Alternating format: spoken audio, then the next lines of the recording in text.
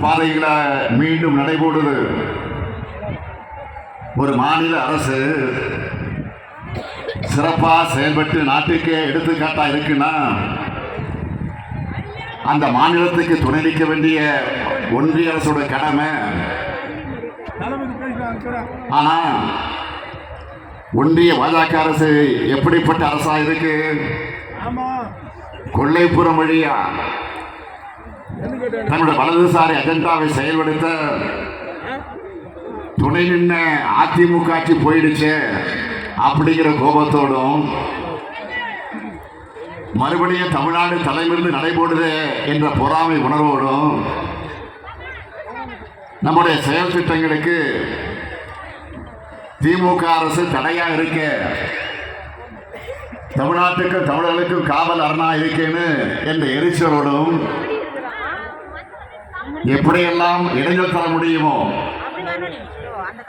எந்த வகையிலெல்லாம் தடை கற்களை போட முடியுமோ, எதையெல்லாம் செஞ்சு நம்மோட நிம்மதியை கெடுக்க முடியுமோ அதையெல்லாம் முன்வந்து செய்கிறாங்க. நம்மை சிறுமைப்படுத்த நினைக்கிறாங்க. நம்மோட உரிமைகளை பறிக்கிறதையும் தமிழ்நாடு கொச்சைப்படுத்துறதையும் நம்மால் அமைதியா பார்த்துட்டு இருக்க முடியுமா? ஆட்சி பொறுப்பில் இருக்கிறதுக்காக பதவி சுமத்துக்காக ஒன்றிய அரசு கிட்ட பணங்கி போற முதுகெலும்பு இல்லாத அடிமை கூட்டம் இல்ல நாம். சுயமரியாதையும் இனமான உணர்வும் உள்ள திராவிட முன்னேற்ற கழகம்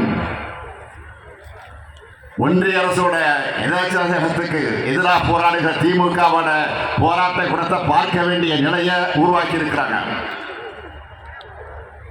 இன்னைக்கு தமிழ்நாடு முழுக்க ஒன்றிய பாஜக அரசை கண்டிச்சு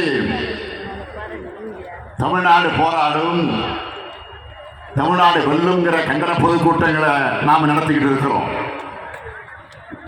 நம்மை பொறுத்த வரைக்கும் ஆளுங்கட்சியாக இருந்தாலும் எதிர்கட்சியாக இருந்தாலும் சட்டமன்றம், நாடாளுமன்றம், மக்கள் மன்றம்னு என்னைக்கு மக்களுக்கான குரலா ஒளி